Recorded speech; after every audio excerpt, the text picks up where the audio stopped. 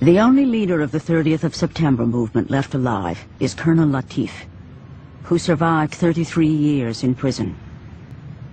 He claims he informed General Soeharto of their plans, and Soeharto has admitted meeting with him.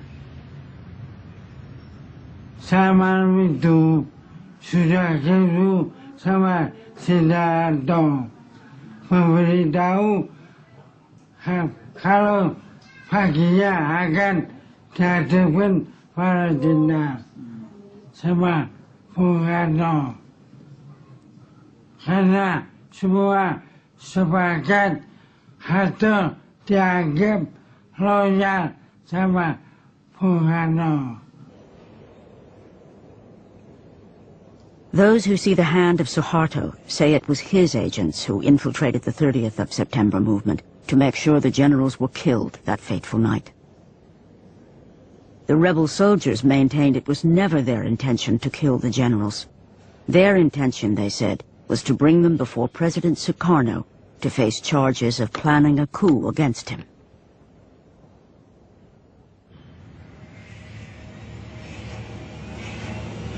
President Sukarno was put under house arrest for his supposed involvement. He died a broken man in 1970. But what of the role of Western intelligence agencies? Omar Dani, head of the Air Force, received a death sentence for his foreknowledge. Released after more than 30 years in detention, he clings to a view that many Indonesians like to believe. I think that the CIA is fully involved. And Soeharto cannot do that because at that time, I don't think that not one general has the capacity to arrange such an intricate and so complicated operations. As CIA station head at the time, Hugh Tovar denies the CIA had any involvement in the conspiracy. In my time, 64, 5, and 6, the CIA was never told to do any such thing.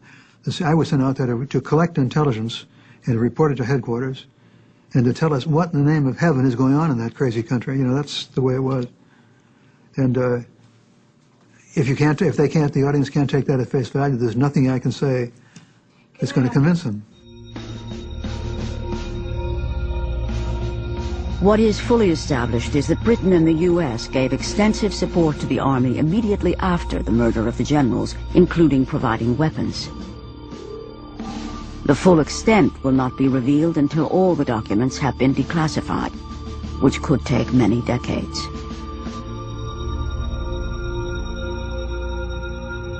For years, American diplomats strenuously denied providing lists to the Indonesian army, until recent declassifications revealed the truth.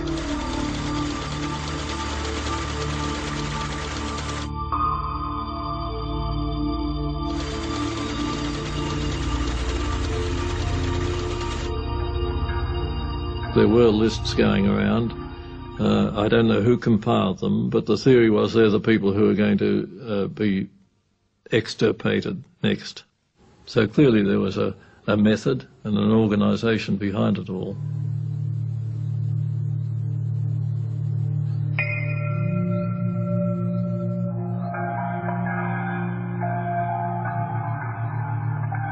It may never be established how many people died in the massacres.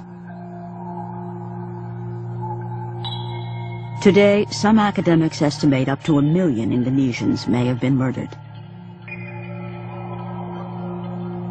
Sampai sekarang tidak jelas berapa jumlahnya. Tapi terakhir Domo yang Domo tahu, dia menyatakannya 2 juta. Terus yang memimpin pembantaian Sarwo Edi pernah menyampaikan pada seseorang 3 juta. Tapi jumlah yang jelas tidak ada yang tahu sampai sekarang. Melayu, ayo Melayu, Melayu, Melayu,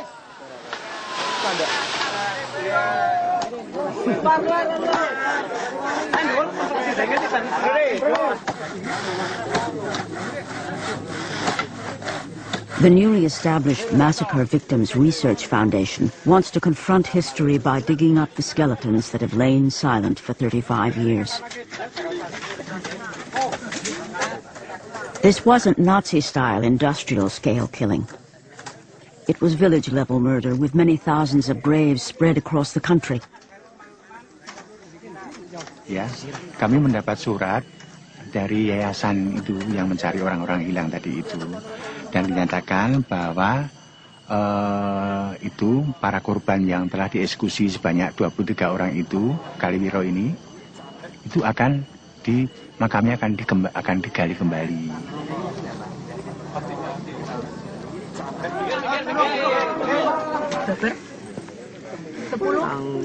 Bulannya 6, 19, 65. Tanggalnya ini. This grave is unique because here the dead can be identified. The list of names and the map that was smuggled back to relatives provides the crucial information.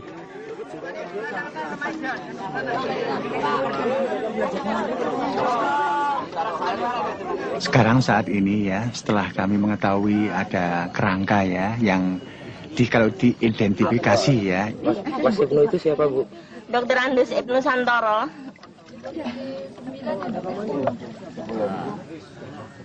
Ya, coba di sini.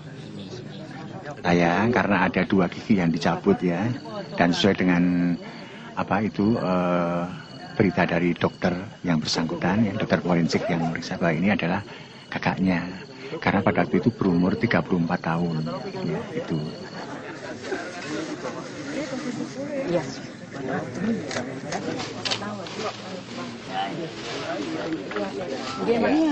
Ini lubang keluarnya kayak. Ini lubang keluarnya. Lubang masuk. Ini masuk ke sana. Ini.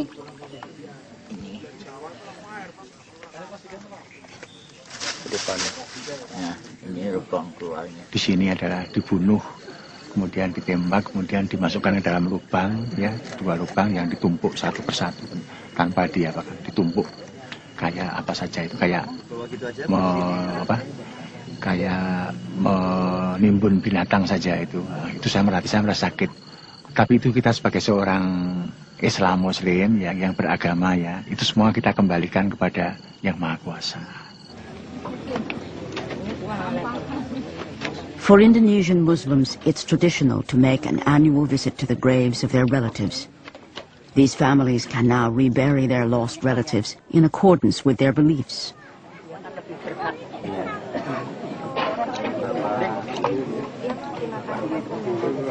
Keluarga ini untuk dimurahkan tumpangan tanah tumpah darah bapaknya. Kita sakit buat But as they will soon find out, even this simple gesture will stir old resentments.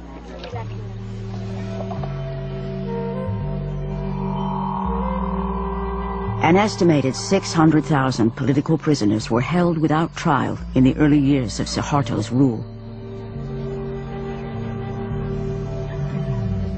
Carmel Budiarjo recalls sharing a prison cell with Dr. Sumiasi.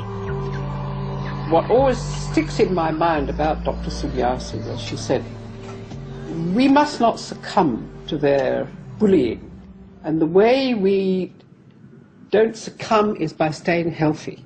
We have to survive.